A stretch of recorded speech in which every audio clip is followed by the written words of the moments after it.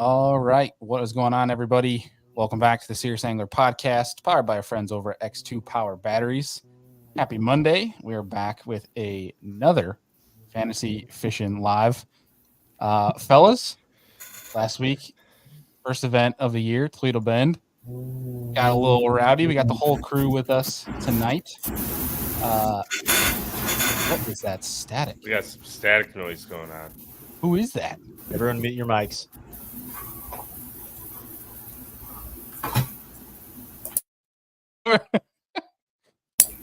Was it me? No, I got nothing. Yeah. I don't hear it now. Now it's gone. Usually it's my fault, I'll be honest. So I like it. Well, it's starting off like a fantasy fishing show. Yep. So we got that going for us. Perfect. Well, boys, no particular order, just, spurted out there. What'd you guys think of Toledo Bend? God, I loved it.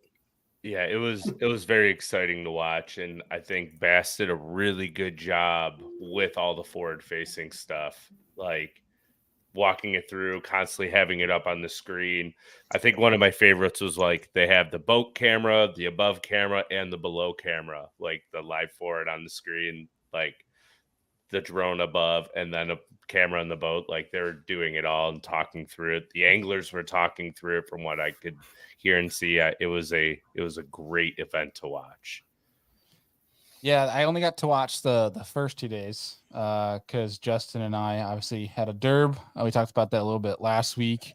But from what I got to Bailey. Yeah, congrats. Yeah, Bailey. Oh, thank you. Appreciate it. Third place finish, 50 boats. That's impressive.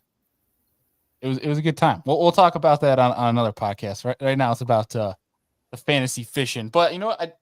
While we're on it, I do gotta give a shout out actually, because Justin got to bear witness to it too. The kid that won, man, Jake from New Freaking Jersey, loved his speech on stage. Was honestly actually really inspiring just to see the raw passion. Like you don't see that kind of passion that this kid had out of too many people when it comes to fishing. Like to fish tournaments, he loved it so much that he's literally not eating meals so that he can afford entry fees For days, he said.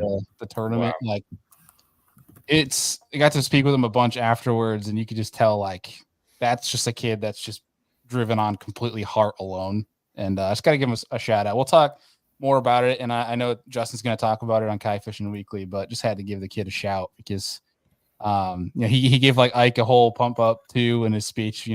Being from Jersey, never give up thing, and it was really freaking cool. So, got to give him a shout on that. But getting back to fantasy fishing. Did get to watch a little bit of live as I was graphing around in practice on Thursday and Friday, and the production, I'll agree, guys, was pretty dang good in regards to one. I'll say the anglers like Robert G, who we've had on the show in the past couple of weeks, did a great job of always talking through what he was doing. So between the commentators, the production, and the anglers, everybody did a really good job of when they were scoping of talking through what was going on.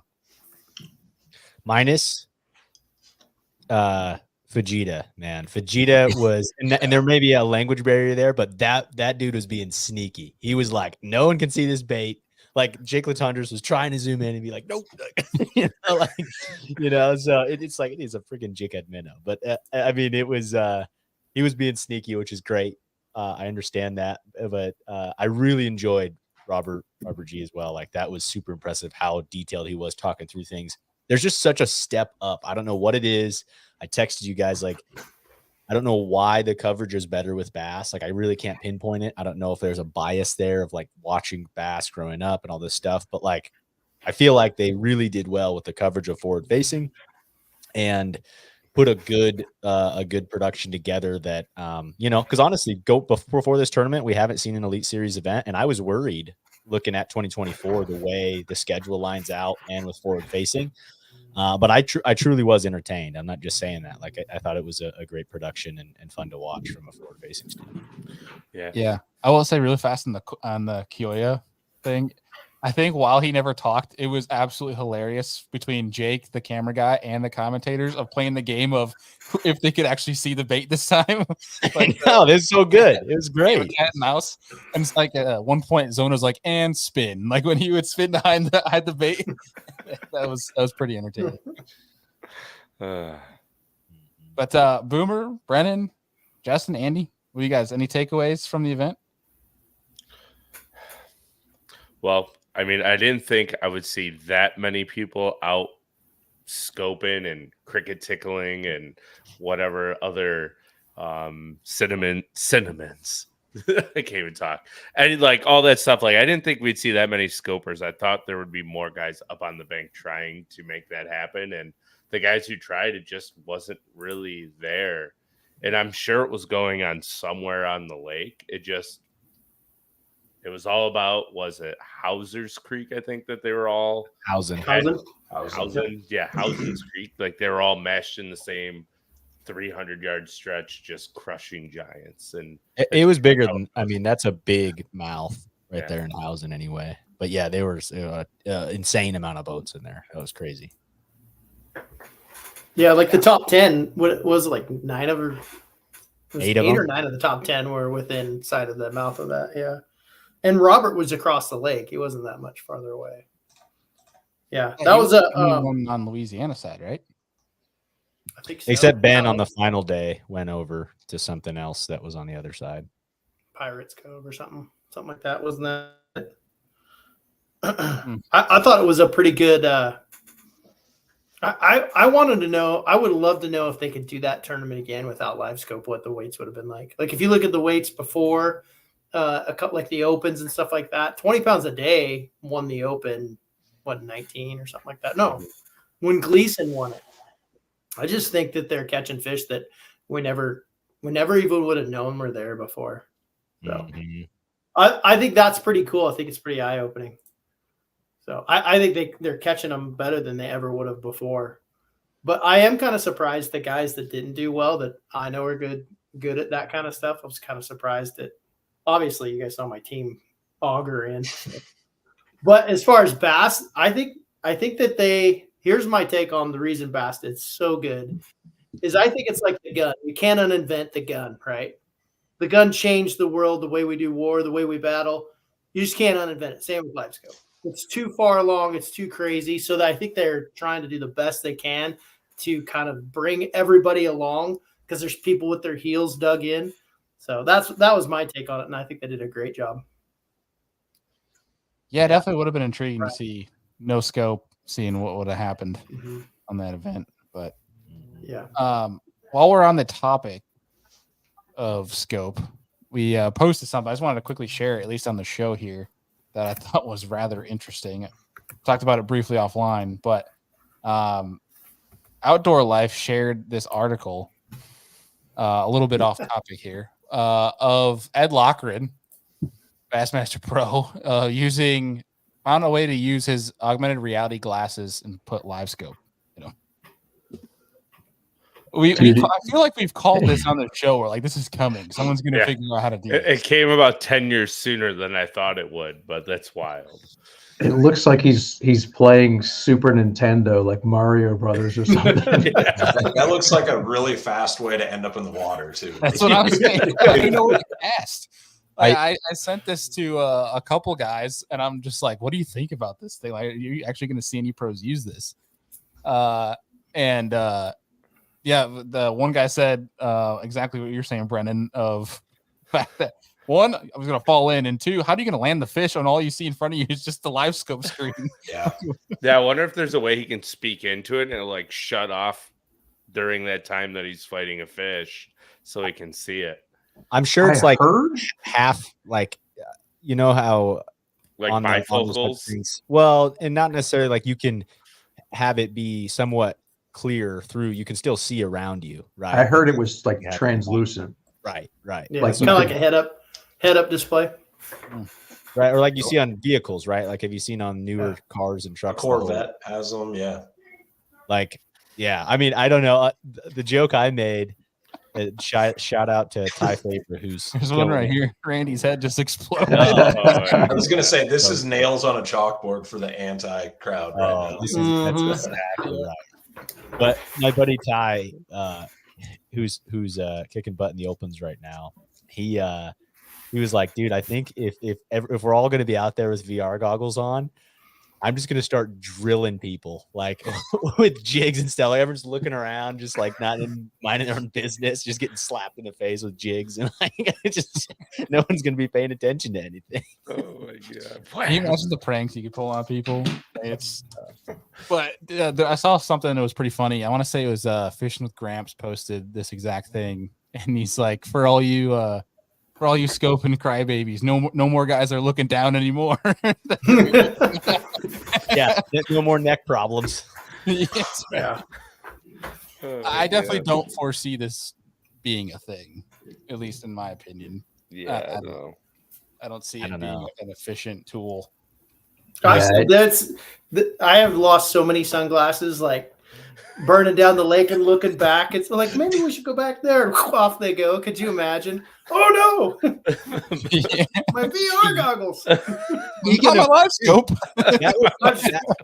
Put it on the trailer. I'm done. My neck's gonna hurt tomorrow. Those were $12,000. Oh, good Lord. Is that how much they cost? Oh man, thank I you, don't know. Trevor. Jeez, we got 2 new members tonight. We never asked for this, but appreciate you fellas for becoming members on the YouTube. Again, we never asked for you guys to do this, but it certainly is appreciated. And we'll try to figure out some things for you for the YouTube members that we got so far. But yeah, well, how much are those things? 10 grand? Somebody say 12 grand? I'm just kidding. I'm being Oh. facetious. I have no idea. Do they Yeah, get, it's like technology is I'm getting trying to cause problems. Start rumors. I'm actually looking. Hold on. Let me look at this. Augmented reality glasses. Let's see how much these things cost. You weren't terribly far off. I mean, Okay. it's Yeah. I know what I'm Were they talking like about. 3,500 is Apple's. Lenovo's got one for 4,500. I'm seeing. So you're just 3 times the amount. That's all. It's I not mean, bad. But like, okay, The other let's be day we're talking realistic on how glasses. much a 5 graphic years ago they costs. would have been 12 grand. So Right. I mean, a 12-inch fish finder is going to cost you $3,500. Like, Sounds like we need Yeah, why investors, not? guys. Why not get some cool shades? somebody call Hobie. We just got to upsell. Our product has to do something more to be 12 grand. Make it so Ours you have, can. ours have like windshield wipers built in. You know? No, like hit a button Bug and you can wipers. change the tint in your Yeah. sunglasses. Yep. Yeah. They shoot Yeah, out so you- bug spray away from your eyes. My first Wow. thought was bifocals. I mean, I'm the old guy here, right? Like, I wonder if we could put bifocals in those. You know? There you go. So the top half is scope and the bottom half is bifocal, so you can tie your tying knots. knots. Like, Yeah, 3x magnification. Yep. For only $12,000. Hurry up! There's a fish. Soon- There's a fish. and you're going to have an AI assistant. You can be like, for a small fee. hey, can I tell me how big that fish is? 4 pounds? Is it a smallmouth? What is it? Yeah. Cast 20 yards to the right. Put Adam's number up on the screen so people can place orders. Oh, Yeah. man. We could have Brandon's voice. Hey, you're really sucking. You don't got nothing in the tank. Shut up, Jarvis. You just get a absolutely just pissed off Randy Blockett yelling your ear without looking at the screen too much. That would just be take off. It's Randy's voice to tell you like 3 feet further to the left, reel in, burn it in. If you just get the guy He from directs your cast for you. That's Yeah. right. Happy Gilmore, and every time you make a bad cast, that was a bad cast, you jackass. Yeah. There you go. Jim Burrows, thank you for coming a member, man. Seriously appreciate that. On a roll tonight in the chat. We got a bunch of people in here, engagements rolling in the group chat down here. So appreciate y'all for tuning in.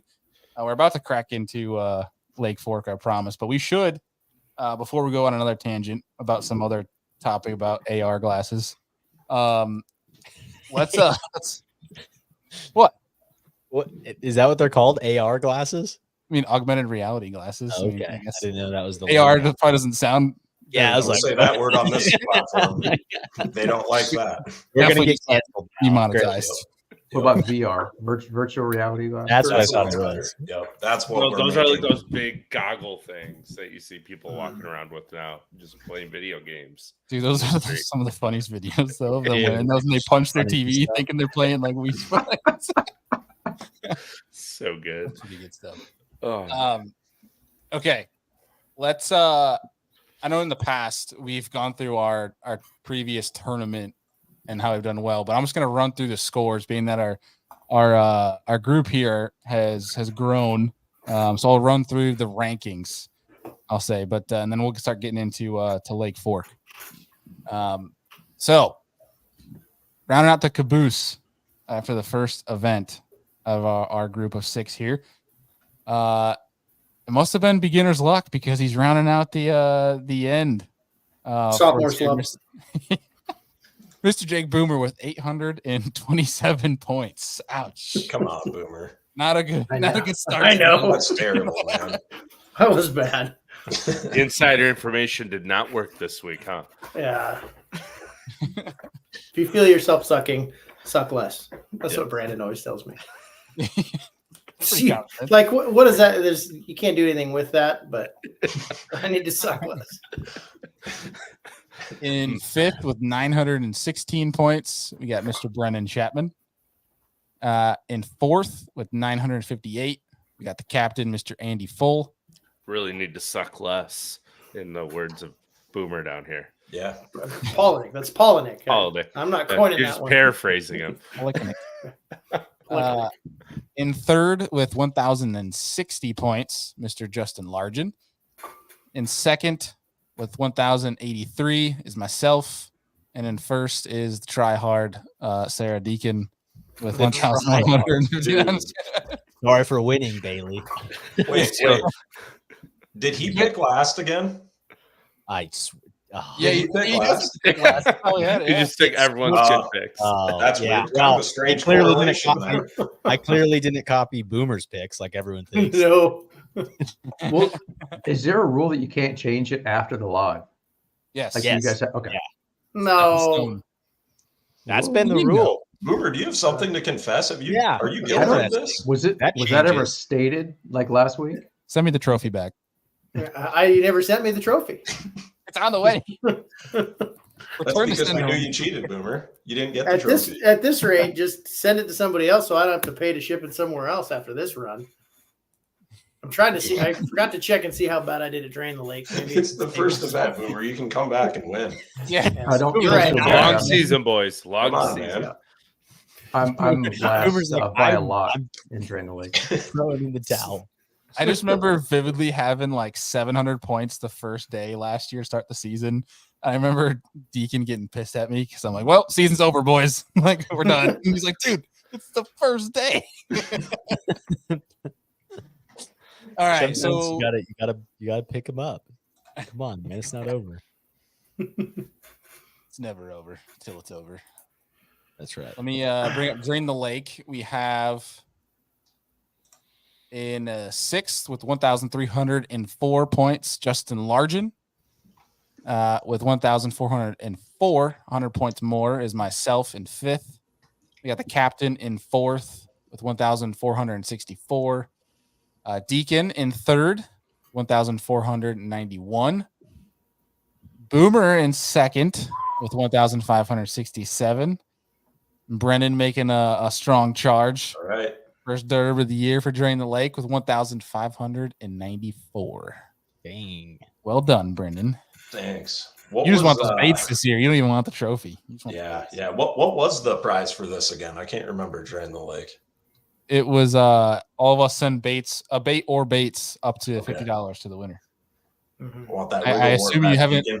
I was gonna say. Deacon Get it still down. doesn't have my baits. They're sitting like right there, ready to go. I just need to get to the post office. Oh, just wait. I've heard that maybe before, next Andy. year. No, I literally, they're sitting right there. I can And go you're grab busy them. playing hopscotch today. You Yeah, gotta I go to the was. post Yes, I office. drew a big I old hope- hopscotch. I with hope my daughter. I hope this happens every fantasy fishing episode, and then at the end of the season, we'll just I make a double up. video of literally of Andy just going, the bait's there. Oh, next week, like just play it back. Yeah, and Adam has 50 wiggle warts of mine, and nobody else is sending anything. I'm just shipping wiggle warts every year. Nice. You're a good man, Brennan. You're a Hey, good hey, hey! man. I sent some JDM baits. It was the week before season started, but it was They're- better late than never. Those are some neat stuff. I got some Yeah. fancy stuff. I think there should be a punishment if Andy doesn't send by the end of the season. Agreed. No, you'll get them. Don't worry. Yeah. I haven't sent mine either, Andy. A So lot of don't, confidence. don't fall on the sword for both of us. Okay, I'm punishment waiting for the tweets. rust. I'm waiting for the rust on the hooks to fully develop before I put them in the mail. Like I want to kind of mess the paint up a little bit, rust, and then they're gonna ship out. Now we're talking. Just straight rusted bladed jigs or Just blade corrosion baits, just central. straight metal. Yes. It's gonna cost Stuck him together. $50 just to ship it because it's just gonna be so heavy. Hazmat. Is there anything liquid, perishable, or like explosive? And you're like, yes. That's right. All of the above. Yes. Absolutely. The look on their face when you say yeah, all of it. So good. All right. Any last takeaways from Toledo before we start getting into Lake Fork? I'll throw one out. I didn't get a chance to watch any of the coverage because of the tournament, like Bailey was saying, but I thought Derek Hudnall was a pretty good story. I think after day one, he was 80th, something like that, and then put up back-to-back 20-pound sacks and jumped all the way up to, I think it was 30th. I could be wrong on where he ended up, but I thought that was pretty cool.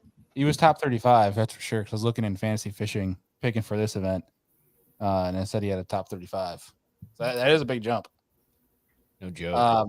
John Sokup, dude, same deal, right? Yeah. Like he Yeah. bombed 24 day pounds. one. Yeah. That saved my team quite a bit. He ended up finishing Same. 38th.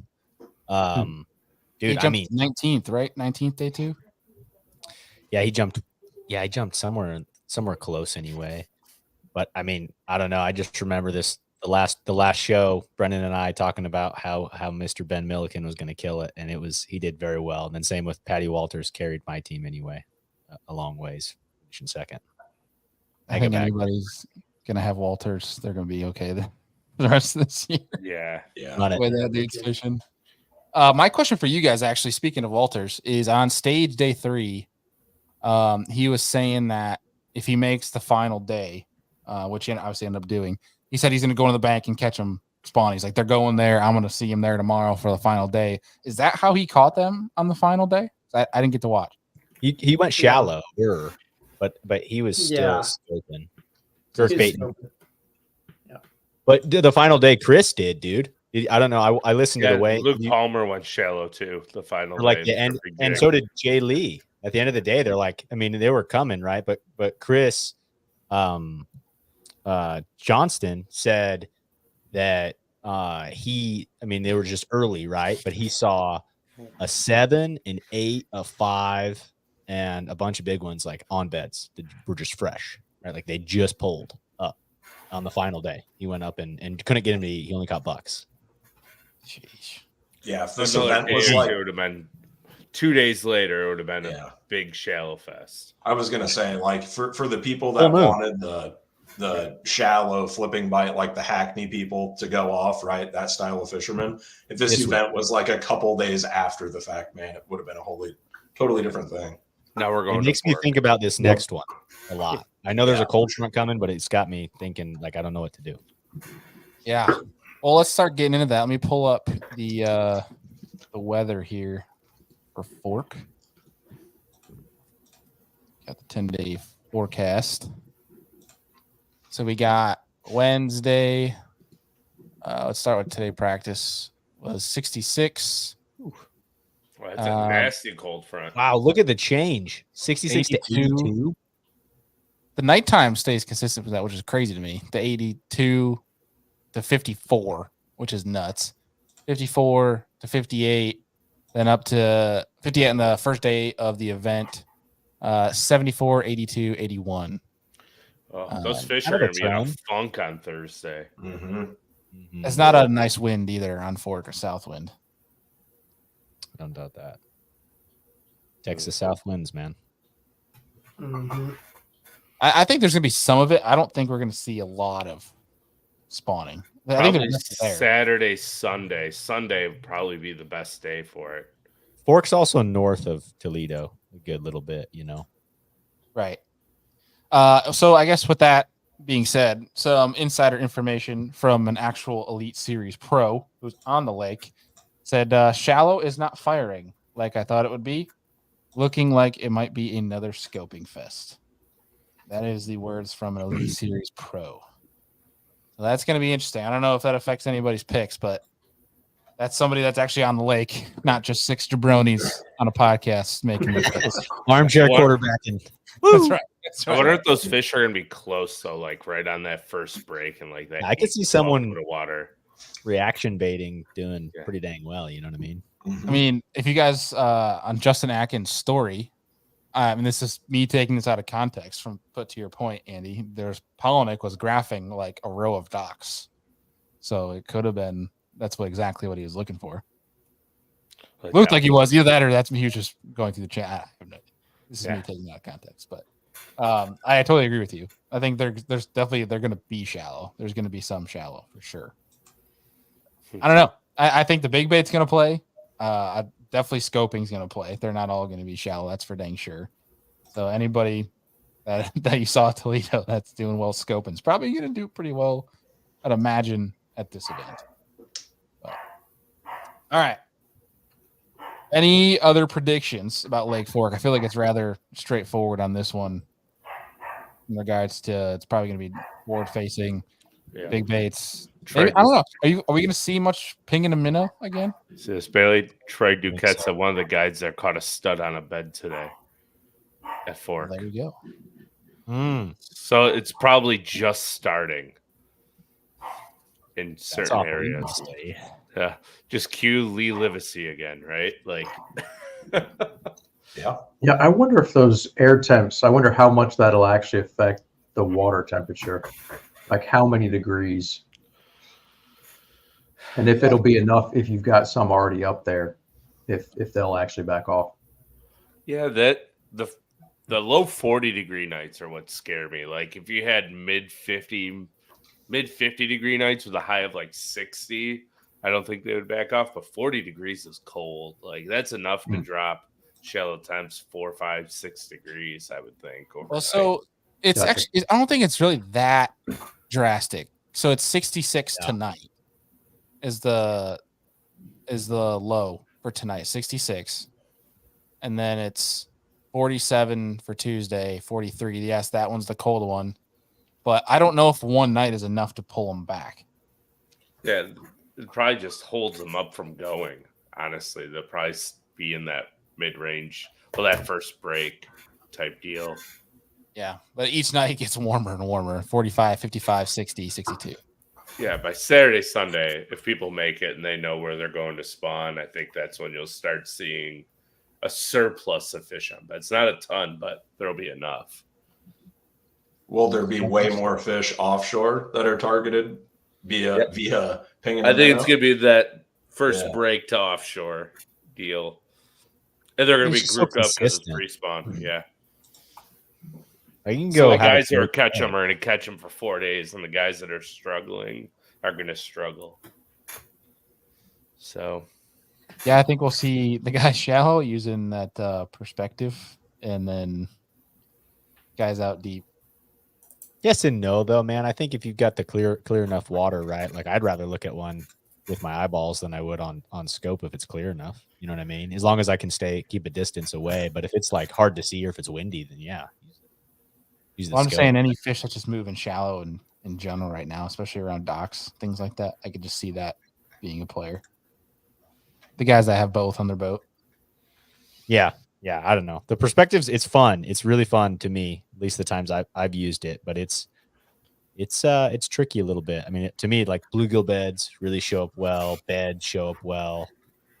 And fish do. Don't get me wrong, but I still like if I'm looking at dock, I'm still probably gonna focus on my forward just because you can see like a fish next to a stump or something. But those guys. Have you watched Scott Martin's YouTube videos of him on Okeechobee from the Open? I have not. If you can, go watch it and zoom on your phone his screen, it's impressive watching the fish in Florida swimming on the bed on perspective. Oh, isn't it crazy, dude? For that Nuts. I turned my live scope transducer sideways and was like, I mean, blown away. Like I was absolutely awestruck last year looking at it around bluegill beds and around bass moving around. Sheesh. It's insane. Yeah. I have an observation. You know how like we haven't been in Texas this early, right? The elites have. There was in Florida, which is a little bit warmer, has a warmer winter. And you ever notice like when they start going to the beds, that's all everybody talks about. They're going to the beds. We caught a big one on a bed. And it's always the big ones that get caught. Because I think Brad Watley caught an 11 in practice at Fork, right? Mm-hmm. Everybody wants them to go to the beds because that's old school.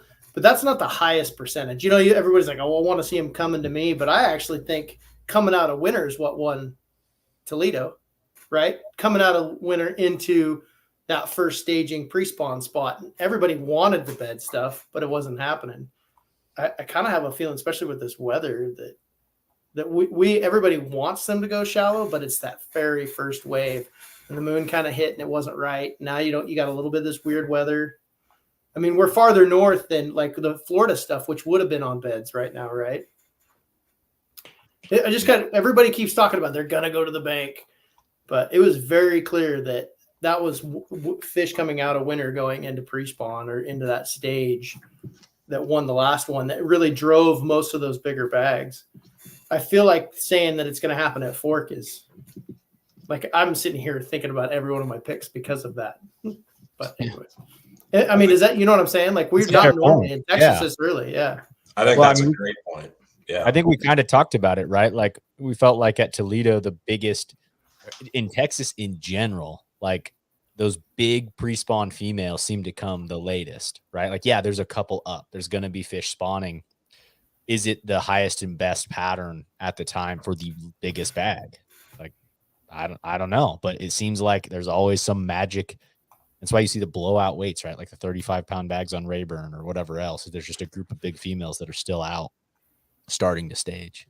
And these are Florida strain bass that we're talking about ultimately, right? Like, I mean, these fish are not coming in one big wave like a lot of our northern fish in you know, the north half of the country. Like this isn't going to take place over the course of like 2, 3, 4 days, right? Like this is a massive, long, drawn out process. So I don't think that there's any like urgency to pick all on guys that are, you know, shallow water fishermen. But I don't know. I'm curious to see how your guys' picks unfold.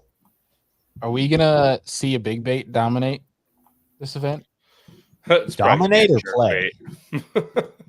I'm play for sure. Yeah. What do we think beyond that? Like jerkbait, jig, big glide. I don't know. I don't know if I could see a guy pulling out hanging a minnow in that timber. I'm pretty sure glide bait played for Lee Livesey 2 years ago. I don't know if it was a fish that he weighed or if it was practice finding fish. I know that there was a story there with a glide bait that doesn't get talked about. He said he dumped like a 8 or 9 on it going into the weigh on the last day. Maybe that's what it was. So he could have had even bigger than the 42, whatever he had. Alex has a good point here. I know we haven't gotten into picks yet, but this is it's got me thinking the same way with some stuff. But I mean, dude, without it, he still puts up mega bags, so I don't think it even matters. I think he's the asterisk on this, man. It's like you had Keith Combs with Toledo, and that's my exact thinking with that one, but that's like a whole different deal, man. Like Livesey, I think his brain with Fork is better than Fork Face and Sonar. He just knows that like so damn well. I honestly can't think. I can't think of a person that could defend their own home lake better. Honestly, like I can't think of who it would be that could defend their own lake like more times than Lee Livesey. I don't know. Yeah. And like anglers that I've talked to just have a tremendous amount of respect for him on Fork specifically, like his time invested and experience out there. This is bold as hell. It says Livesey will do all right with all the knowledge. He won't threaten to win though. I disagree. I'm He's gonna been there screenshot 3 that, and I'm times. gonna wait till Lee wins again, and I'm gonna send it to him. I don't know what else you could ask the guy to do. I disagree with that too. And the thing, he's gonna know all that off the wall, tiny car-sized shell beds, desk-sized shell beds that people don't have time to graph, and he'll know how to navigate to them where he can make the same cast for 8 hours, and he knows he's gonna get 5 giant bites off of 5 of them. And it's not like he doesn't have live scope on his boat either. Right. And he hasn't been using it. Like, I mean, I totally agree. I think. I guess we don't have to go over bucket C at all, then, right, guys? Yeah, I think at what is he at? Like 69, 70%. You guys already are doing don't be a stat again this year. If you're the percentage that, you know, the outlying 40% that doesn't pick him, like, don't be that group again this year, because everybody, like, you've learned your lesson. Not on this one anyway. Troy here on Facebook says every time they've been there when he did well was post spawn. Yes, granted, post spawn / spawn, but the dude lives on the lake, has been guiding on it for years. The only times they've been there, right? Have they been there pre-spawn? The elites? April and May, to my knowledge. He's probably sitting back there. Brennan He's like, all these people are hating on me. He goes, I can't wait to crack 130. He's sitting there cracking a bush light for 10, just being like, "Let's go, boys." I think the overall point people are making, though, and I think this is evident, and I think they did a great job covering this. Dave Mercer talked about it during the event. Is that it's not that these guys suck, right? These, like, I mean, in someone, it's a little different in my eyes with Elite Series, but it's to say, look, these rookies that come out right now, they went through a nine tournament gauntlet and the opens to get here. Number one. And number two, the younger generation that, like, forward-facing Sonar, has sped up the learning curve so dramatically. And these guys are so good at it that it's like, I mean, dude, where did the lowest rookie finish in Toledo? Like, I was thinking the same thing. They were all like 30th, right? Right. Yeah, they like all cash checks. The point I think that people are making with, like, maybe going against some of these guys is, like, you need to be having these rookies on your fantasy fishing team because they are phenomenal, especially in forward-facing Sonar events, which is a lot of these events right now. Yeah. I didn't have any on my Drain the Lake, and I fixed the roster that I had set for this week. I'm not making that mistake again. Right. We got which rookies or younger guys in general are you guys keeping an eye out for? How did Tompkins do on Toledo? I think he cut a check. I just don't know where exactly. I think all 30th. rookies did. He finished 30th. Really? John Garrett finished like 62nd, I think. Yeah, John Garrett was a surprise. Yeah. I mean, after the first day, they were all in the top 40. It's crazy. I think 3 of them were in the top 10. Yeah. But yeah, like Drew has a great point here. Livesey has too many spots to run, so there's almost no way none of his spots over the course of a day don't produce. I think the only way Lee Livesey's not in the top 10, top 5 is if he has, like, one of the last boat draws and all of his spots are taken. Yeah. That's the only way I see him not doing well here. And MJ says he's handicapping himself with Mega Live. Well, when he fishes this place without forward face zone, we've seen him do that multiple times. I think he's gonna be fine. But get your point. I think he could turn his graphs off completely and be fine. Yeah, probably. Agreed. He's probably already got. Yep, there's that tree. When I put my boat against that tree and a cast towards that house with the glide, we'll be all right. We'll catch him. He's probably got trees picked out as his own. They have his name on them. Okay. I guess we should start getting into picks, eh? Seeing as though we're already talking about Livesey the whole time. Yeah, Bucket C's done. Bucket C is done. Although I will say we'll get to it. Stop jumping ahead here. Okay. E to A. Let me share screen this here. Hey, we forgot one thing. Century Club did occur. That was cool. Oh yeah, for Kyoya. Talk about a monster last day. Dude, when I really thought, like, Ben had a chance the last day, and then you saw what Patty's doing, but then, like, Koya was on it, man. Like, his average fish was like 5-6 pounds every fish he was putting in the box, and I was like, okay, yeah, dang it. Yeah, when he took a 30-minute break to reweigh everything, I'm like, yeah. One, he's sandbagging. Those are not 4-pounders. and 2, he's on him. There's no fear. I don't know if you guys watched that, but even Mercer was like, there is no sense of urgency. He like reweighed one 3 times. It was like a 32-minute reweigh, middle of the day. 32-minute. And then he would tell everybody, "Oh, it's a 4.5," and they're like, "It's not a 4.5. That's like 7. Yeah, 3 7s and it's crazy." Got a comment from Brian that says, Bailey, for the love of all that is holy, please sort the buckets by percentage owned. Nice. Good call. I am today years old, realizing you can I do didn't this. realize you could do that. Yeah, we did it last year too. I think somebody I don't called think us you out on the Someone comments. called us out, and we Yeah. all felt like idiots. Oh, well, I feel like an idiot again then because I don't remember. For the love of God. Yeah, people Make are sure gonna you- think that's what I did. For the love Make of sure God, you're all fun. holy. Hey, Bailey, this is just a friendly reminder. I know you're exhausted. Make sure you add your picks in this week. Mhm. Appreciate you, boo. Jeez. All right, let's kick this thing off, man. Brian, thank you. Always keeping us on task. I guess we'll start from last place to first place. Is that what we're doing, or we're making first? No, place? we agreed. First has to go.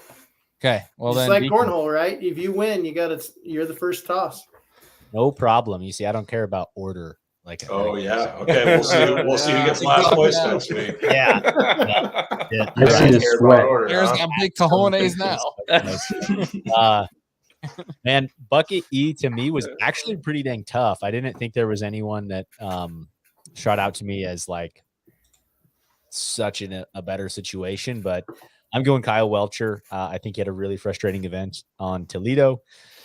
I think he can do extremely well scoping. I was really tempted to pick Cobb if they storm the bank. I mean, that dude is incredible throwing a Senko around and bed fishing while he's looking for bedfish and catching them shallow. He's so good at it, but I just think that more of these fish are going to be caught out. So Kyle Welcher was my buckety pick. Heck yeah. When was the last time you saw the angler of the year, reigning angler of the year in Buckety after one event? Dude, the first thing I thought of like that. Yeah. Wild. Yeah, He's going to be mad. Yeah. And Cobb was right there too. Mhm. Yeah. Cobb almost won it. I don't know where he's getting this information from, but Chris says Welcher's least favorite lake is Lake Fork. Must be true. It's on the internet. YouTube. It must be true. It's on the internet. For Bucket E, I went with the route of a non-scoper.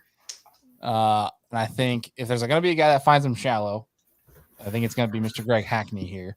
A mix of fish either moving up, fish on bed, whatever it may be. I was listening to him on the Mercer podcast, and he was talking about how literally until he goes up to like St. Lawrence or events where he knows he really needs to have forward, he doesn't even put it on his boat, which I thought was pretty awesome. So I think this might be one of those where I don't think you need forward to do well. Obviously, there's definitely a strong game there, like we saw at Toledo, but I think in this one more than we saw at Toledo, I think you could see Greg make some pretty big waves shallow. So I'm going with Greg Hackney. So we got who's up now? We have Justin. You're up. I was thinking along the same lines. I didn't hear the podcast, but I know Hackney, kind of like Welcher, not going to be happy with how he fished last week. I think he's going to be mad at him, and yeah, I think he'll do just fine at Fork. All right. We got 2 Hackneys. Andy. 3 Hackneys. 3 Hackneys. I like if Hackney's in like it's like Jason Christie almost. If they're in group D and E, it's like a surefire bet. You have to take them because they are going to catch them at one of these events, and you're like, oh, there he is, he's back. And he always catches them shallow. I'm surprised he didn't at Toledo. So yeah, he's gonna catch him. All right, Brennan, what you got? I wanted to go Hackney. Welcher sounded great as well, but I went Brandon Cobb. It's not even because of the dub that he's got here. It's the percentage. It's the percentage. That's exactly right. No, but honestly, no. I feel like he's good at that pre-spawn transition time. I really do. I gotta believe too, like he's well versed with forward-facing sonar. Let's be honest, every single one of these guys are. It's just a matter of to what degree. Being a South Carolina guy, gotta believe he's got a fair amount of time in with it, and I think you're going to need it for this event, like we maybe had talked about. So I'm taking Cobb. All right. Well, after hearing all of those picks, Boomer, whose pick are you going to copy? I'm not. This could suck. I looking at the weather. You got to make up ground, man. So you can be risky. Well, yeah, I'm being a little risky, especially after his last finish. But I'm kind of married to that thing where I don't think they're coming to the bank as fast as everybody thinks they are. So I'm with you, and I also think that this is going to be a tough biter. Like that weather drop is significant, and the best person I know, I fished with him, that can adapt to it is Smith. And I'm taking him because he sucked so bad last week that if he is really who I think he is as an angler, this will make him so mad. Shucks, Brian. This is the last time I already told him. I said, if you suck, I won't pick you again for the rest of the year. But I feel like last year you said that, and then he went off. Yeah, no, last year you like threatened his deal. Yeah, you said I'm firing him. Yeah, like his actual business deal. Best dude. Oh, it's so awesome. He is super good. When I remember fishing a couple events where everybody had 3 fish, and Brian's like, "Well, I caught 5 early, but it was tough. I got mad I wasn't getting bites," and I'm like, "Everybody's mad they don't get bites. How do you actually turn that into getting bites?" And he's just I don't know. I don't know. Yeah, that dude's wicked. Yeah. So I'm giving him a shot at this because this is that tweener tournament, I think. We'll see. But he went down to Mojave and only scoped on 2 days or 3 days of practice and almost won the US Open. He lost the winning fish at the boat scoping. So I still think he can scope after last week. We're all questioning it, but he's going to be super savage about Brian's like you're just like ripping on the guy. You love him, but like he sucks so bad, and if he does that again, I don't know if we can be friends or he can use the rods anymore. Oh no, this is how Friends Boomer is off the motivates table. his Yeah. guys. Friends is off the table. He can use the rods, but anyways. So I took Smith. I know he's got it in him, and I've seen him. He really shines when it gets miserable. So. I love it. He has a great year last year and starts off with one bad event, and Boomer's like, his career's done. He's over. I chewed his ass. I did.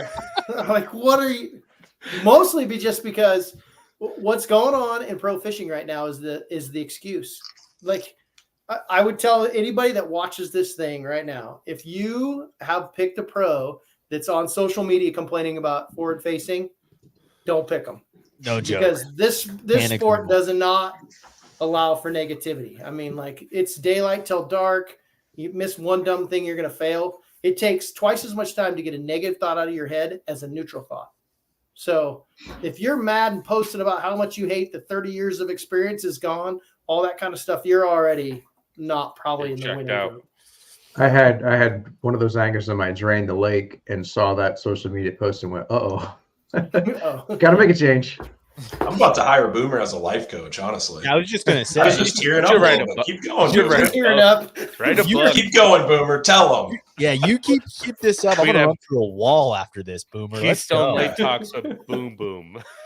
All right, I'm gonna enter a marathon this weekend. I'm gonna find one. I'm gonna run it. Thanks, I wish Boomer. I had some like inspirational background music and just let Boomer just have the floor. Just like. Yeah. This is Jake Boomer. We're gonna paint. Bob Ross. Bob Ross. Bob Ross style. Oh God, we're 50 minutes in. We're still on bucket D. This is That's fantasy fishing. We can skip C. We can skip C for this reason. Oh man. Okay. Somebody else falling asleep. Deakin, Group D. Group D, man. I'm going chalk here because I think he is incredible around timber, number one. And also, he's really good with scope. We've seen it all, the cowboy hat, but didn't do as well as I had anticipated on Toledo Bend. But Joey Cifuentes on fork is my bucket D pick. I think they're still going to be out, and not to mention he can catch them shallow too. But I think he's a good safe pick in bucket D for me, and so that's who I'm going with. Dig it. Going down the list of bucket D, I went with a guy that's a hybrid. Watched him win a classic off of being a hybrid of being able to go out and scope fish, but also be able to go up on the bank when fish are up on the bank, be able to flip a jig, throw a spinner bait, things like that. And just as straight up fishy when it comes to an event where there's big fish being caught. And I'm going with Jason Christie. I like it. He always catches them at fork too. Always. I feel like he didn't need that much justification, Bailey, but Hey, I gotta give something. I can't be like, "Yep, Jason Christie." All right, Justin. You We're at 1 hour in. gotta give something to the guy. It's freaking Jason Christie, man. He's the guy that won the classic last year, right? That's a pretty joke. good. That's a joke. Pretty much scoping the whole time. I did not Yeah. pick up on that. I was thinking along the same lines as Bailey. I did not go with Christie, but I went with another old school guy. I saw one of his social media posts. He sat out and watched the guys take off, I think, on day 3. Said it was motivating. He was wearing a shirt. I'm trying to remember the exact slogan. I think it was "Adversity is opportunity." Mm-hmm. So I see Gerald Swindle bouncing back in this one. He's also got some history on the lake, had a top 10 last time they were there. I can see Gerald having a good one. That's who I went with. Didn't he have like 100 pounds in 1 ounce or something like that last year? Yeah, he got a Century Club last time they were here. Yeah. Oh, That was the event we all thought, is Swindle going to finally win his trophy? And then Lee's like, nope. Yep. and he get third to Polinick, and it was by a tiebreaker. Yeah. Yeah. That was a fun way in to watch. All right. Andy, what do you got? It's Texas. I'm taking Swindle. He always shows up in the heart of Texas, and he's going to catch him again. No matter what electronics he's using or what he believes in and doesn't, like, he's going to catch him. So Andy's on an old school vibe. I'm liking it. Now. I'm like the legends. You're going old school legend vibe. It'll change. Don't worry. All right. Be all rookies from now on. Yeah. And then he's like, switch it up the next 3. You know. All right, Brennan. Yeah, Swindle was tempting. I kind of view him as like a Swiss Army knife. Like, you plug him in anywhere you need him, anywhere they're at, anywhere across the country, and he's going to do you right. But I, too, like Adam, went Joey Cifuentes. I just think there's a good chance you're going to see fish being caught in the timber on a jerkbait, pinging a minnow, something like that, something to that effect. And I think he's one of the best on tour at it. He's shown us before. So he had a bad event last one. I think he bounces back here. So did you just put the owner percentage up? Yes. Like and just picked all the top. Dude, I already revealed my strategy. I was being honest. Yeah. Yep. I'll just lead with that every time, and then I won't. Yeah. There doesn't need to be a summary or a justification. I'll just say percent owned. Letting the stats do the talking. Yep. Percent owned. That's right. Boomer, what you got, dude? I took Fuentes too. And I'll tell you why. Like, you guys all had all we're stealing all Deacon's picks here. All right, here we go. Another motivational speech. Let's go, baby. No, What do we got? I'm just copying Adam's. Sarah Deakin. I was about to run through a wall for you, Boomer. Actually, I watched him because he had to do a live mix on one of the FS1 days. I don't know if you got to see that. But he had like his headphones on and then his cowboy hat on crooked, and he was joking, and like it didn't seem to faze him. And it wasn't a bomb; it was 65th. Like, I think he kind of saved himself. It was a tough tournament. So just his demeanor, like, it didn't seem to bug him at all. So, and you're right, all the other things that make him a great angler, and the fact that he's 27%. So I took, and Sarah Deakin took him. So.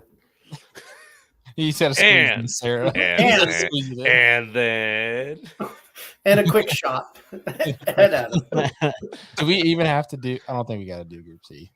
No. I think we're all taking. How about I do think it was anybody messed up. Did if it was- anyone else? Did anyone take anyone but Lee in Group C? exactly? Respect. Mic drop. Don't you dare, no, Boomer. Boomer's Just switch. taking We'll it. let you switch. no. We'll let you switch. I didn't. I took Polinick, Oh, I mean, and I didn't even think twice either. I took Polinick. wow. Mm-hmm. That Not a takes bad guts, man. I mean, Well, Polinick's done well he on fourth. catches Right? them. Yeah, honestly It's though, excellent. if there's a person to pick besides him, I mean, I hear you. If this Yeah, was and like 7%. if this was like a few weeks later, maybe 2-3 weeks later, this would be a really messed up bucket to try to pick who is going to be better at sight fishing between Right. Cox, Benton, and Cook. Oh my gosh, good point. If this Yeah. was a spawn deal, this would be Yeah. brutal. I mean, another You just gotta sleeper, throw a right? dart Clark at that point, Wendlet down there. Clark Wendlet's Yeah, even Schmidt is a good bed fisherman. Like, Mhm. oh geez, Kennedy's Well, Cook- decent. I still Kennedy think could be a Reeves really wins. good pick in Group C at Yeah. 0.8% because he's just a wild card. There's big fish around. Kennedy is going to catch a couple of them. I don't know if this is true or not, but dude, Alex, I think like this could be a prediction just based on that. Because if all of us bomb with that pick, right, and Polinick does well, Yeah. just saying, could happen. Boomer's gonna blow right by us. Alex is So, actually I'll tell you really what. good at fantasy too.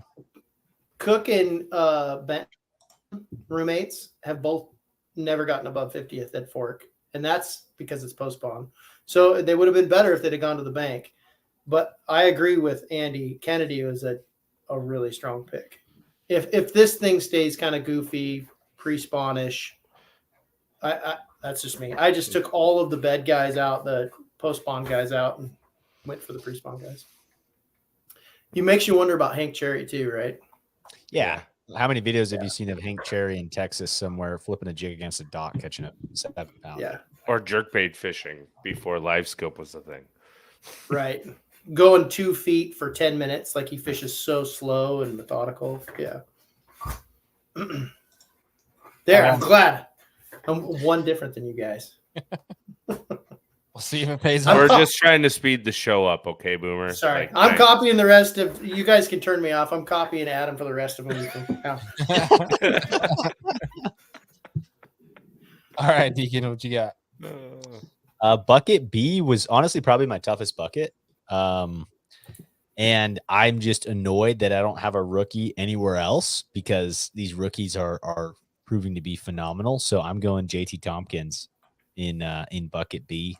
I'm sure he has been down pre-fishing or pre-fishing on Fork, and I'm sure he's phenomenal with scope and everything else based on his open season. So that is my bucket B pick. I dig it.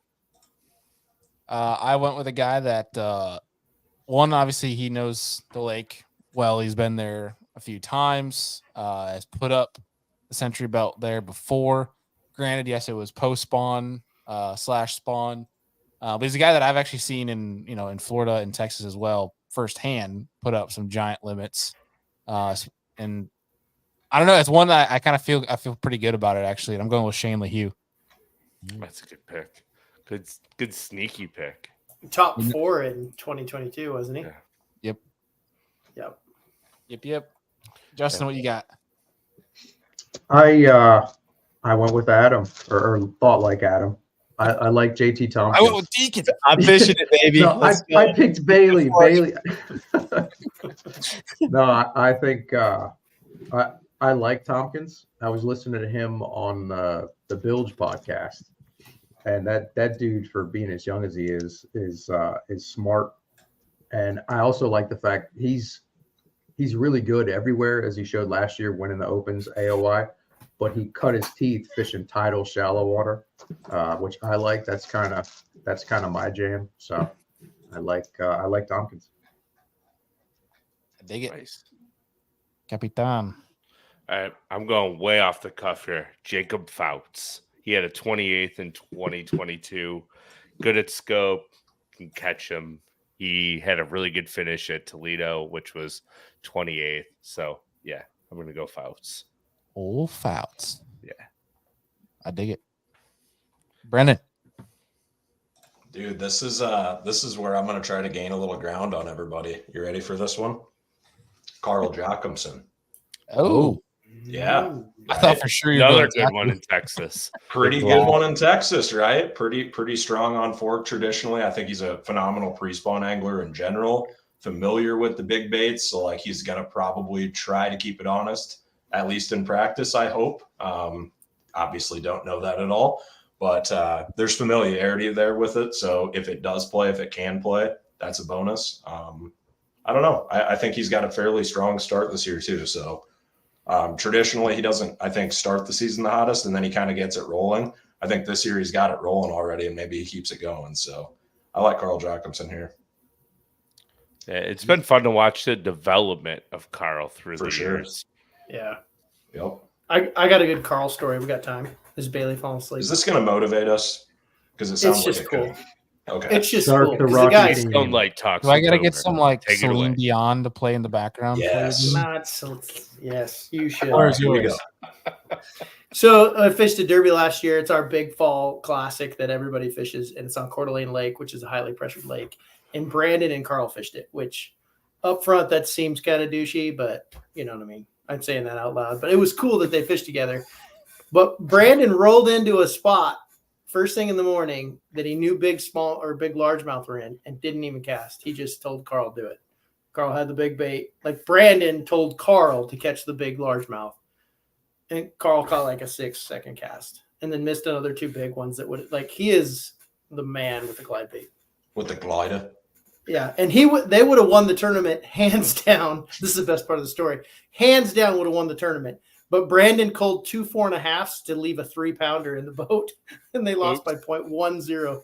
Rookie. Look, What a I heard about this story, Boomer, on the back end, and I was like, it's interesting that Olenek finishes in second a lot on Coeur d'Alene on these when he's back home. And in my back of my mind, I'm like, maybe he's doing this so he can keep fishing these because otherwise Yeah, everyone's so like, it'll no, ban him. you're out of here. Stop winning. Like, he's like, I'm gonna call this 3. We gotta come on. We'll come in second. All right.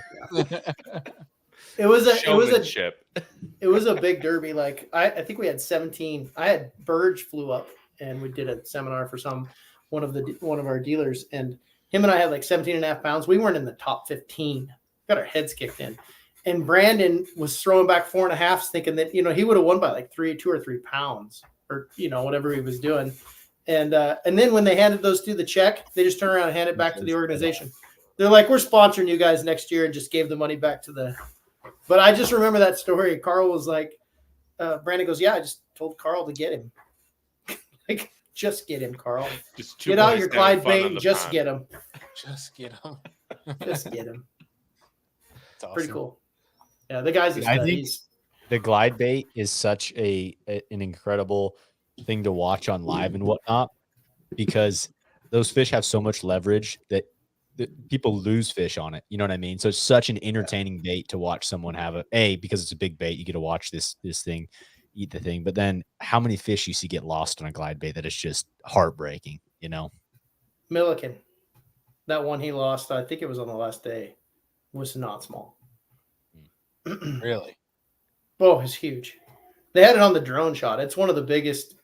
It was an absolute monster. I don't think it wins the tournament for him, but it was a monster. I didn't And see that. The one he caught prior tried to get its mouth out of the water, and he kept saying that, "Keep your mouth on the water," and he was pushing down, trying so that once that bait clears the water and they can move, they can move so much mass.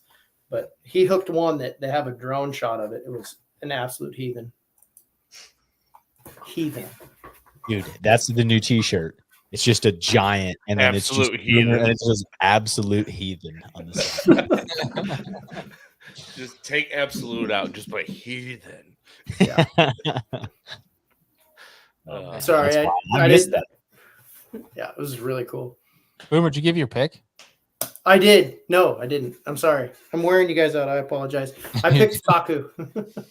Haku. I picked Taku, and I wish that somebody didn't show you that you could hit the percentage button because I was so confident. I'm like, this is a good pick. It's kind of in the middle, and then I look at him like he's like 8% ahead of everybody else. Yeah. And he doesn't like big fish.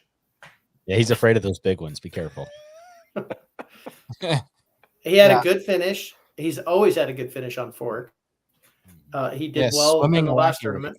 Yeah. Swimming the I wacky. feel like He was tough not to pick. I mean, like you're Yeah. dead on. He is Yeah. phenomenal on fork. And then here I am taking a guy that's at 1.8%. Hey, stupid not? percentages. A 1.2, even worse. there you go. Hey, if he has a good tournament, I look like I don't know what I look like, but genius, I But- guess. You don't get more points for a lower percentage, right? I It's don't something I've believe never No, so. but I looked wish like you a did. That would tiebreaker be deal. cool. If it could be like Yeah. a bet deal, that would be Yeah, a good bigger idea. risk. Mhm. I thought there was something to that. Like if you pick a lower percentage and it finishes higher than the higher percentage or something like that. It helps if you're behind and you're trying to make up ground, right? Because if 70% of the field has Lee Livesey and he bombs and you have a good tournament, you gain a ton of ground because 70% of the people that are playing just had that bad pick. So it's kind of some strategy, right? Like what Brennan's talking about with the percentages. Like if you're thinking about it in odds and poker, like we're all fishermen and doing this odds thing, it's like if I'm on top, if I have a big pot in poker, I should be playing pretty safe now. Like I should be playing those high picks, right? I mean, I'm not saying I'm just doing that. It's the first event of the year, but I'm just saying like that's kind of the strategy behind it. If you're behind, then you should be riskier to try and make up ground. Yeah, I was thinking the same thing, but something that I thought about today is that strategy works like nationally, but I wonder if it works to the same degree with a group of 6 of us. You're right. We need the percentage picks with the 6 of us. Yeah, that's really all that matters if we're playing within our little group, right? Like, so Technically, yeah. absolutely, yeah. So the more people that pile on Lee Livesey, like with our group, well, Boomer, you didn't pick Lee, The right? percentage, right? So it's Right. what's 5 There's a out of perfect 6. example. So Boomer, you can do some damage right there. You won't because Yeah. Livesey's going to win, but But we can't change it after we pick, you right? could have. Nope. Picks are locked in. Yep. All Yeah, right. 83 percentile. So we're not far off with the 6 of us as far as Lee Livesey's picks. All right. Deacon, bucket All A. right. Bucket A is absolutely loaded. It is absolutely stacked. It's got all the rookies in it. But man, I'm having a hard time not riding the Patrick Walters gravy train. That dude is phenomenal. He is such a good fisherman. He's obviously blown it out of the water at Fork before. And just watching him this last week at Toledo was like, dude, I mean, I just don't see a way where he doesn't have a good tournament, right? It's not necessarily that he may win it or may not win it, whatever it may be, but he's going to have a good tournament here, I think, anyway. Yeah. This one was tough, man. I was pretty torn on this, but I think I'm sold on the big bait, timber, being able to pick up a jerk bait, being able to pick up his hover juggle. I got to rock with Milliken on this I think one. it's a great pick. I think it might be a hangover event. Hmm. Are you saying he's not going to do well at Fork? No. The hangover. The bait. The line through swim baits. Oh, Big, I thought you meant like- like the Super Bowl hangover, like a team doesn't do well the next year. Yeah. like I'm thinking back like 4 or 5 years ago before they went to Fork, like before they had the big break and then went back to Fork. Zaldane posted a video throwing like a 10-inch mag draft at Fork, just catching giants. I think that might be the sleeper bait of the event. I know we talked like it's talked about a lot, but this feels like a mag draft on forward facing sonar type of bait, like type of event. So it's Big paddle tail for sure. I could see big playing paddle this tail, one. yeah. Big pre-spawn Huge. females. Huge. All right, Justin, what you got? Well, I figured a lot of people would take Milliken and Walt. I thought those were pretty safe picks. Don't you pick my pick? I don't know. I know who you're taking, Andy. I'm Who am I taking? You're Yeah, taking Adam. Luke Palmer. Adam said he's riding. You moved Gravy, the riding gravy, the gravy train. train with Walters. I'm gonna ride the gravy train with Koya. I think it's great. Ooh, That dude, how many tournaments has he fished total now with the elites? Like 11, 10. 10? So good. And how many top tens? Mercer was throwing 7 that now and spot 2 out. wins. Yeah, 2 Yeah. wins. Like, I'm gonna ride that pick until he, disappoints me. And if he didn't have boat issues at Murray, he probably would have won at Murray too last year. I did not remember that. Yeah. I'm pretty sure he had boat issues on day 4 and still caught a good bag. That dude is ridiculous. unbelievable. Next level. Yeah. Nobody's done that before. They were saying that, like, statistically, nobody's ever done that in 10 events. What he just pulled off. Yeah, Polinick had a post. I don't know if anybody else saw it. It was within the last couple of days. He went up on stage and got a picture with Koya, and he was talking about how he was basically considered like a prodigy in Japan before live scope really like took off. So he's not just a scoper. I think he can catch him, however he wants. Exactly. All right, Captain. Jordan Lee. Even when the BPT went there, he waxed him really good. I think he's going to have another big event at Fork. And he always does good in Texas. Mm-hmm. And if there's big fish, he catches them. So, yeah, Jordan Lee. He's back. Mm-hmm. Yes, dude. I think, it was really cool to watch him on live. I think that was awesome to see.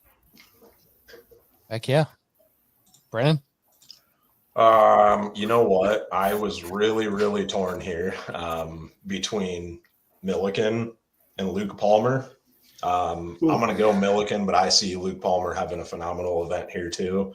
Obviously coming off of a super hot finish at Toledo, both of them. I just think Milliken ultimately, when it comes to forward-facing sonar, I think he's like a higher degree than most on the Elite Series even. I don't know that you can really get much better with that technology, and I don't know. I think you're going to see it play here again for him. So going Ben. I'm with it. I miss the days of Luke Palmer being in bucket B and C. Yeah. When he was sneaky, for sure. Yeah, he was just a phenomenal Guaranteed player, and 30, now it's A, and it's right? like, gosh, dang it, stop being shown Being to the good. world. Talk about like an angler adapting and growing with the sport and embracing the new changes and just going with it. Because when he broke into the scene, he was all about like flipping, fishing shallow for the most now part, he's a power spinner, fishing. And now he's using a 2.5-inch bait on a 3/16 ounce head and still cracking them with forward facing. Like, guy's good. For sure. That's how he won last year, was flipping trees. Yeah. He's legit, man. All right, Boomer. All right.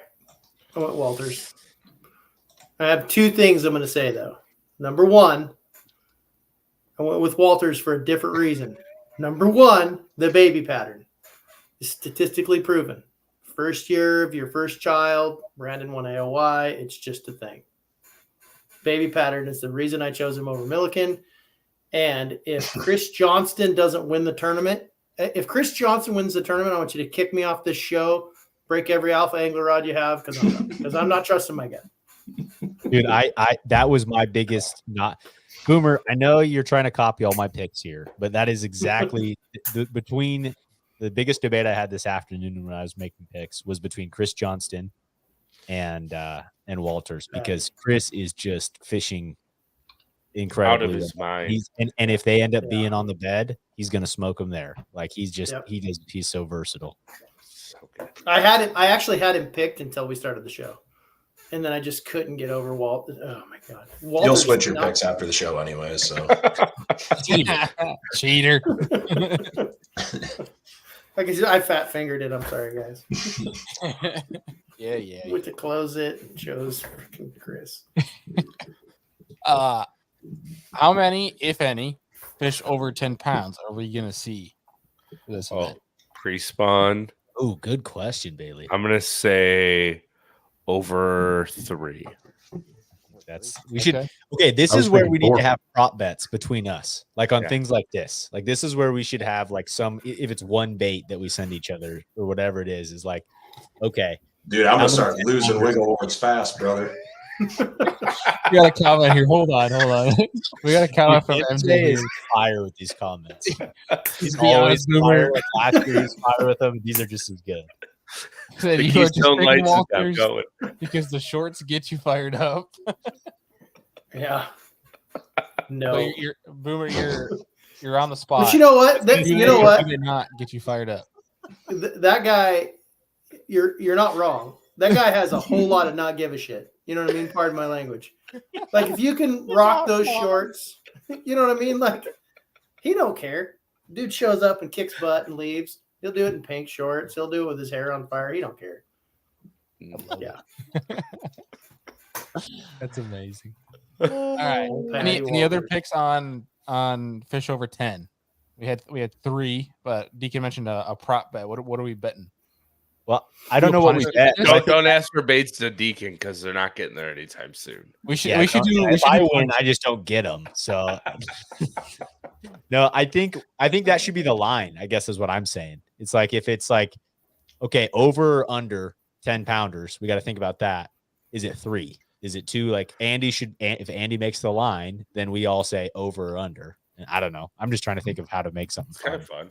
Prop bet. We could do it on weights because we haven't talked about weights yet. Okay.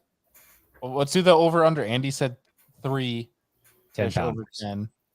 I'll go feeling frisky. I'll go over. Deacon? I like frisky. Dude, I think 3 is like the perfect amount. That's a sound bite right there. I like that is a sound bite. Patrick Walter's short. Andy says, I like frisky. I like frisky. I'm writing down that time. I'm going to save that and put it on the soundboard. I like frisky. That's right. Dude, I think 3 is the perfect line for this. So it's so hard to choose below or above that. I think there's going to be that like 2.5 and make it even harder. Like no, that makes it easier because then I'm just going to pick 3. How many over 10 got caught at Toledo? None, right? None. Not one. I was thinking Schlopper's fish was over 10. They said they were over 10, then they were like 9.5. Yeah, didn't he get a little excited on that one? He thought it was over 10. Lake record, he said. Yeah, he's like, that's a lake record. That's a good. I wonder what is the lake. Watching Slopper on live is it's so good. He has a reputation in this area, like around me. Like I work with Pat through Do It, and he has a reputation in this area for being like the funniest human on the planet. So yeah, he's a goob. He's a goober. I love it. I'm here for it though. Yep. I love watching it. For sure. Slayton dude's caked up for sure. Did we post that? Dude, you know what would actually be hilarious since watching Schlapper on live a good amount last year, but also this year. Him and Steve Kennedy as a team would be hilarious on live. Gosh. Oh my gosh. Like you give Steve Kennedy a white jig, right? And he's got the Alabama shake, the Steve Kennedy shake going on, not even an Alabama shake, and then Patch Slopper like commentating it. That'd be hilarious.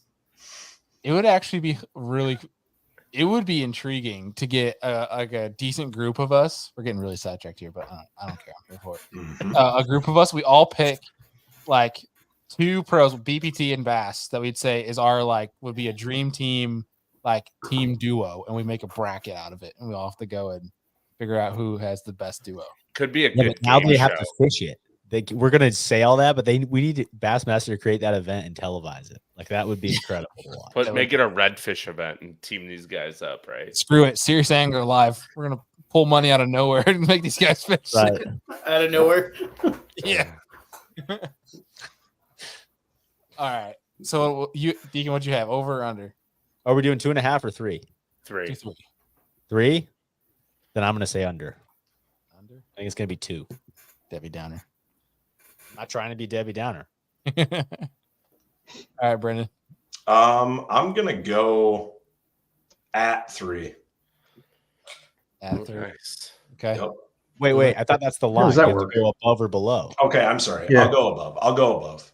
I'll be a Debbie upper. He's saying 3.5. Yeah. Yeah, there'll be a 5-pounder in there for sure. Yeah. I don't think they'll get over it. I'm gonna say under. Justin? I was initially thinking over, but now I'm wondering how many they caught last time. I remember Libsy had a couple of 9s, I thought, in that giant bag. But they're post spawn too. Yeah, this is the earliest Good we've point. been here Good in a point. long time, isn't it? Yeah. Yeah, And Yeah. I'm just going off That's of a good point. pre-spawn fish with eggs. Like, I'm gonna go over. It would have been better if we would have if you guys would have said your weights first. Like, what do you think the event weights are going to be? You just haven't picked your weight yet, have you, Boomer? No, I'm waiting for I'm Adam. gonna go last again as well. I picked 110 pounds. That's 110. Yeah, you I'm got to at have at least 113. one for that. 113.3 is where I'm at. I got 112.7. Captain 114.9. Justin. Wow, I'm way low. I was 102.9. I was low last week too. Debbie Downer. 136. I mean, Well, 115 is like 29 pounds a day, which is very doable in the pre-spawn at Fork. For 4 days in a row. Yeah, cold Thursday morning. We'll see. yeah, I think that's going to be the hard part, but somebody's going to catch them with a minnow on forward-facing sonar, and they'll catch big ones. Well, to be fair, if you guys remember, was the BPT? It was snowing when they were it is. fishing there, and they cracked the living crap out of some big ones. Very, very, very. And last year when Swindle was cracking them, it was cold too in the post-spawn. So like they had some nasty wind, big cold front, and they still cracked them. They quacked them. They're Whack Florida them. strain. They don't make sense. Yeah, they're Florida strain in Texas. Yep, They bite don't when make it's cold sense. for some reason. Yeah. Well, the 21 event was won with 112, yes. and that, you know what I mean. That's Is that in the fall? and now we have forward facing sonar and pre spawn. Maybe I need to change my. Deacon, I think I that think was that was Cobb's spawn. Oh, okay. was that 8 May then? May that was in 22. April, late April, and then 22 it was 113. So, granted, add a little bit of Yeah, weight we might to be it. a little light. Yeah, we it might be coming in a 120. little light. Let me change mine to 155. But All right, we're gonna call you Adam Bartuzak now Yes. because he would always go way high. Oh, really? Yeah. this we is had like Sabine River. not He'd even go like possible high. 76. Sabine River could be like 92 pounds. Yeah. We're gonna have 18 pounds a day, boys. Yep, that's right. Hey, but you gotta love the positivity because you're right. Last event, I don't know. I think I had like 98 or something, not far off 100. But I think everyone was kind of in the low 90s, right? Like we were thinking. I think I was like 96, 97. Okay, maybe not. Here's the question: are these pre-spawn fish going to be grouped up where you have multiple guys targeting the same schools and pirating each other's fish, where they were spread out more in the past? I think it'll be less of that than we saw in Toledo, Yeah, I think agree. Forks will It'll be be spread out less. because there's so many fish. even though Toledo's bigger. yeah, I the think smaller what lake, forward right? facing is doing in these derbies, why you're seeing people more grouped up more so than ever, is like you're fishing tournament and you are just going to go to where you see the most blimps, right? Like in my eyes, where do you see the most big fish together or just the most fish where you're going to have the opportunities? And it's a numbers game. And so everyone is finding those big wads of fish more often with forward facing. And therefore it's I think you're seeing more of that, like walleye style fishing, right? Like to me, growing up and like going and fishing in Nebraska, we always made fun of the walleye guys because there'd be 115 boats on a point, and you're like, Just what are those guys all jigging, doing? baby? Right. Right. And it was like, we're like, oh, we're not like that. We don't fish near each other. Now it's like, no, we fish near each other every once in a while and fish there. Like Look at Koya, right? And at Toledo Bend, he caught a giant with a boat like 6 feet away from him against the timber pole. So like Yeah. bumper boats. He's just got the magic potion. Did you guys? I got one for you. These are Florida strain in Texas, right? Here's something I like. Florida strain don't like to bite, and a lot of the way we fished before forward imaging was cover water and get the ones that'll bite. But I think it was Alex Weatherall, day 3 weigh in, lost one. Did you guys hear this story? Lost one at the boat, and he lost it, and he chased it down for 10 minutes and got it to bite again, and ended up weighing it nuts. Yeah, That's something that like No way. I think what I've learned the most from watching live this year that I'm not incorporating, like I feel proficient fishing with forward facing sonar. I do it a ton. I do not throw back to the same fish as much as these guys do. Like they will chase, you know what I mean? Like they will keep going at that fish. Like I saw that with Robert G multiple times, like just making that sucker bite. And sometimes it's just an angle, the way you present it, the way your boat's positioned. All of a sudden, like, oh yeah, that's food. Dumb fish. Yeah. So you got like 25 years of Florida strains being miserable on a cold front, right? They're just horrible. Everybody talks about how miserable they are.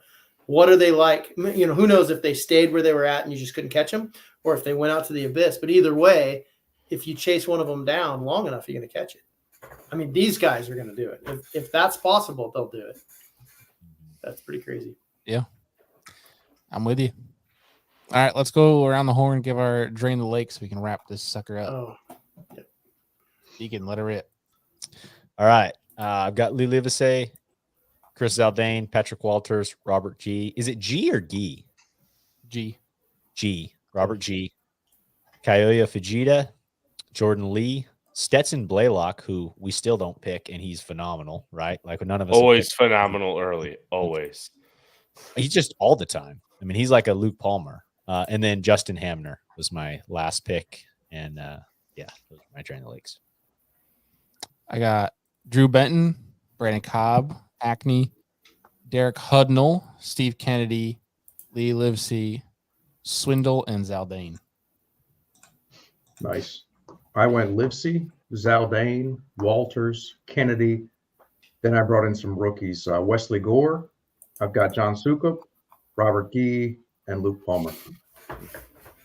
Nice. I got Lee, Milliken, Zaldane, Watley, Livesey, Combs, Card, and Pipkins. Brennan. I've got Stephen Kennedy, Lee Livesey, Brad Watley, Clark Wenlet, Caleb Sumrall, Luke Palmer, Carl Jochimson, Brandon Cobb. That's it. That's it. That's it. No, I didn't go. Moving on. That's a joke. I just chose him. Like I waited for Adam, and then I just chose him. So I got Benham, Fuentes, Fouts, Gustafson, Hackney, Hamner, Huff, and Ito. Sorry. This podcast has already gone too long. This is great. How'd that go again? Yeah, it's like the kid in elementary school you feel bad for. He's like, oh gosh, dang it. Boomer has to read. Oh, we feel bad. Oh, no. That's not cool. I was looking at the big red letters that say you're only allowed add 8 anglers to your roster. I'm like, damn it, keep pushing the button. Old ass man. Boomer won Drain the Lake because he had 10 anglers last week. Boomer clicked it so many times that it actually just let 2 more anglers go through. That's right. I got a degree in engineering. Hold the button down for 30 seconds. You get what you want, right? Yep. He got 3 Patrick Walters. I did. Damn it, Boomer. Hey, Brennan's got 4 Ben Millikens in his lineup. I do. Yeah. Actually, I should share show that. You should actually share that to social. That would be hilarious. That would be so good. The best part is, too, the Photoshop is so great that it's got 4 different Bens with 4 different shirts on. Like, it's so Can't funny. see it. You can't even see it. Oh, Send the screenshot to me. I'll put it up on the screen. Oh, man. But literally, 4 different T-shirts on Ben Milliken. Oh, wait, you already sent. So good. Yeah, it's in the chat. It's worth looking at. Here, I'll share it for the peeps. Let's see, we got somebody saying no Kenta. Kenta would have been. That's a good point. Really, Yeah. He's phenomenal. The best opens angler in the elites. Yeah. What bucket was he in regular fantasy? Because I almost picked him. I remember looking at Kent. B, I think B or no, it's either B or D. I think it was D. I think it was something far back where I was like, wow, this would be a decent thing. Dude, what frustrates me is I can never hit that right for fantasy using Kenta, but like opens, like just the guy goes off. Like if there's an opens fantasy and he's fishing, you take him, he's gonna be in the top 10 every time. When there's a 200+ boat field, Kenta knows what he's doing. Do you like the Joey Cifuentes the third behind Milliken there? Ben Milliken the third. That's right. Ben Milliken the third. But Hey, oh man, it's so good. What do you guys think about Hanselman? I mean, do you think he just doesn't like the imaging? Forward facing. Yeah. I remember when Hanselman like busted onto the scene. He won like all those tournaments in Texas early that one year, and then he's just kind of been there. And the was championship. brutally good in Texas, Yeah. right? Yeah. Like, and I think that for him, like a lot of it, if I recall, that's right when I really got into tournament fishing. I remember watching the Toyota Series. I mean, it was unreal, right? He won 3 Toyota Series and the Toyota Series championship. Like, no one will ever do that again, probably. And he was cranking a lot of the time. Like, that was his big thing, right? That was the Keith Combs era, which I could see playing here.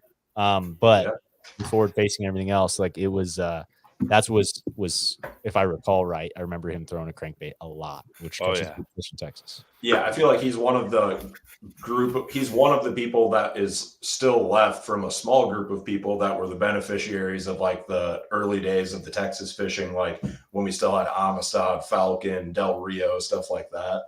And he's kind of like one of the last few left from that. Keith Combs. Isn't Falcon starting to come back though?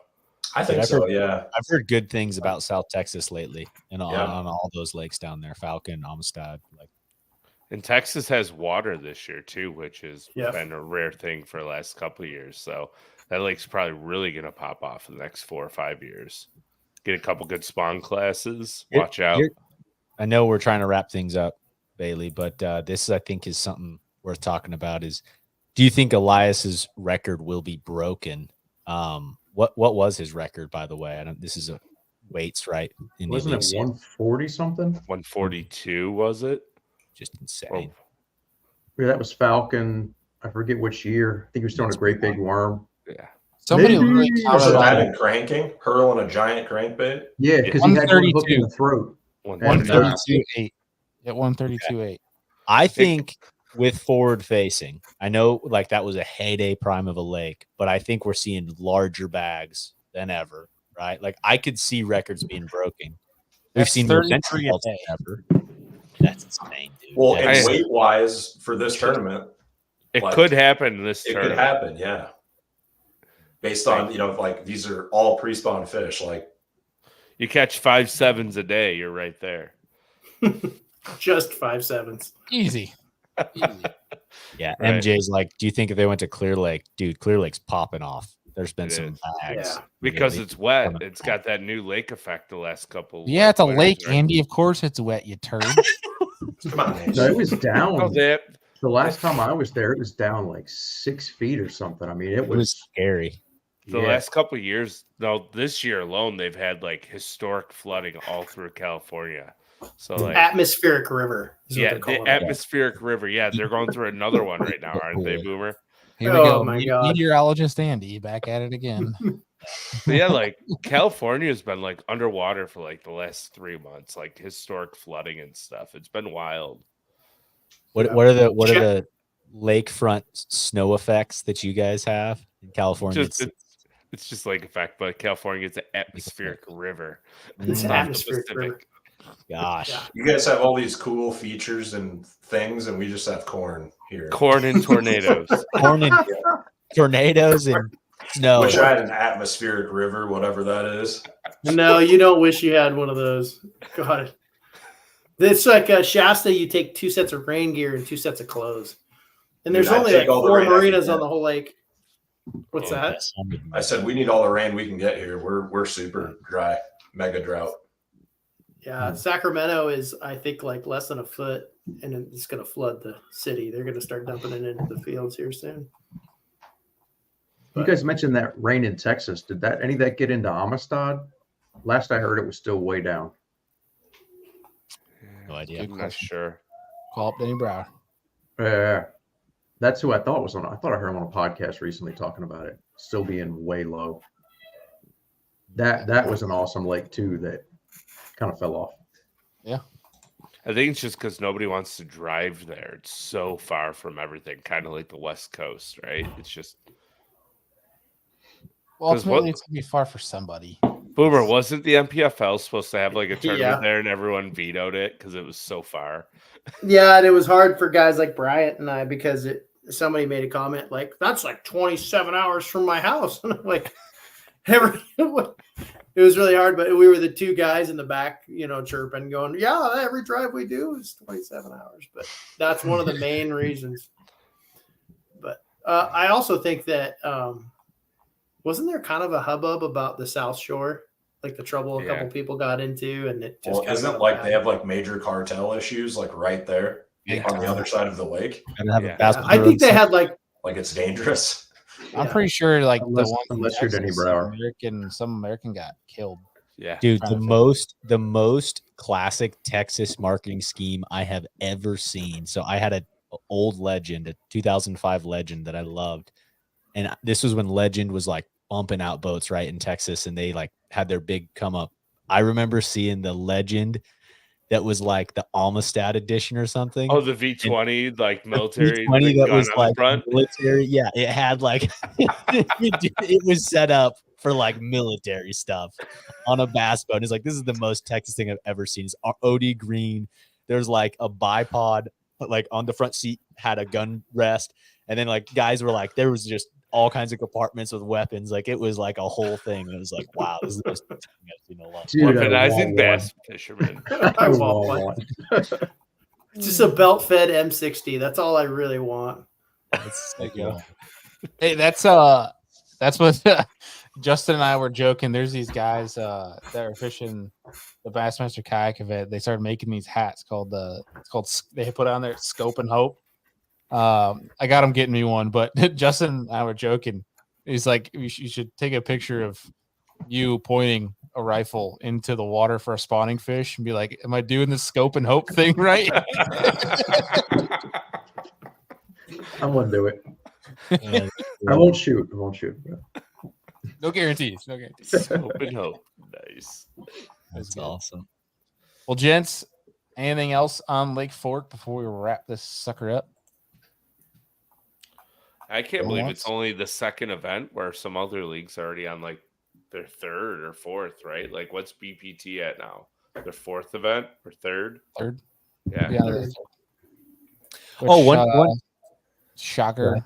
Jacob Wheeler wins an event. Incredible. Scoping on Santee Cooper. Scoping on Santee, which, by the way, quick shout out, freaking Justin Lucas, gigantic limit, by the way. He had 6 fish for like 46, but 5 for like 37 or something like that on Santee. On Santee? With, throwing a freaking pig and a minnow. Cricket tickling. Dude, well, you're about to see the Open go there. What, next week? Is it next week? I mean, so cut that weight in half because there's 5 million people there. Right. Yeah. And they get tormented for 5 days in practice. Yep. 2 people per cypress tree. It's I mean, no, one question. Do you guys know on Drain the Lake, does it change for the Classic as far as like, I mean, obviously the guys who are in the Classic are going to be the only ones that can be used, but does it do anything different, or is it just like there's less people to choose from? Less people to choose from. Okay. Wait, we do it for the Classic too? Yes, sir. You betcha. You betcha. Or drop off Christy. That might not be good. If you know Christy already. And Hackney, for those that weren't paying attention, Hackney's done well at Grove, Oklahoma. I don't know. Although this will be a lot Edwin Evers in my picks. I got some homework to do. Are you fishing that Bass Kayak Championship, Justin? Yeah. Oh dang! Over at the Classic? Yeah, it's Lake 10 Killers where we're doing it. Oh, dude, that lake is awesome. I love that place. Yeah, it's cool. Got any waypoints? No, I'm kidding. Don't tell me. He just got caught up. He's in the off limits, isn't he? Yeah, I'm sending it to Steve Owens. Yep, exactly. Probably listening. Hopefully I do a little better than I did this last derby. You got it. You got it. You're only as good as your last golf swing. Remember that. Brandon said it on stage. All right, here's something for you guys. Now that we're on the kayak avenue here, what are your guys' best guesses for if the Classic's going back to Ray Roberts next year? Where do you think the Bass Kayak Classic is going to be at? Would be probably same place, probably Possum Kingdom again. That was my first thought also. They could go other places. They've been done it what, every 3 year. times now? Yeah. But I don't know. I don't. It's hard for me to see them going someplace else as big as some of the bags that got caught by the kayak guys. I think they're going back. No, Brian says Louisville. I'm not going. If it's Louisville. No, They should don't switch. go. They should switch the Louisville. classic to be on Possum Kingdom. That would be insane. Dude, that would be unreal. I cool with heard that. when the COVID year, when they moved it to the summer, I heard that some of the pros were upset that the kayak guys got to do Possum Kingdom and they were on Ray Roberts. Yeah, I heard that. I don't remember where it was, but I heard that. And Second Ray Roberts was- isn't even that terrible of a lake, right? Like there's big ones that live, but that's it's Texas, dude. yeah, it's fair. Just Oh, all man. of Texas. Ray Roberts does look like a fun place to fish, though. Like it looks like a flipper's dream. Dude, I just can't. I used to keep getting pictures of thinking through. Gosh, who from the West Coast did phenomenal in that classic? Justin Kerr. Justin Kerr. Kerr, man. I like that. The rat. of him throwing a rat up around like bushes and stuff. It was like, oh, this is the most vintage West Coast. Like, let's see it. Like that. Yep, that was so cool. sick. Yeah, he's a Well, hammer. gents, if you guys don't have anything else, we're gonna wrap this sucker up. If you haven't yet, check out the new episode of Business from the Bass Boat that dropped today with Mr. Clint talking about some outdoor videography. Adam, anything quick on that? No, good stuff, dude. Clint just talks about the grind of it. He's a pro. He's really good with videography, photography, and he's like, dude, for real, it's a tough deal. Like to make a living doing this, chasing around elites and everyone else. So What's he doing this year? I haven't talked to Clint in a while. he's following a couple guys on the open. So there's a couple guys together. They actually created a podcast as well, but it's Dalton Smith, Brett Cannon, some of the OHIV guides and those kinds. And there's one other one fishing all the opens. He's following those guys around and he's hopping into some elites depending on who it is. But yeah, so he's getting it done. Heck yeah. Good guy to have on a podcast. Cool kid. Yeah. Yep. Well, folks, appreciate you guys all tuning in as always. Tomorrow night, we'll be going live again for Serious Angler Live at 8 p.m. Eastern. We got Matt Becker joining us on a hot start again. Being reigning AOI from last year and 2 top 10s already to start the year again. So we'll have Matt join us tomorrow night. Appreciate y'all for tuning in, and we'll see you guys on the next one.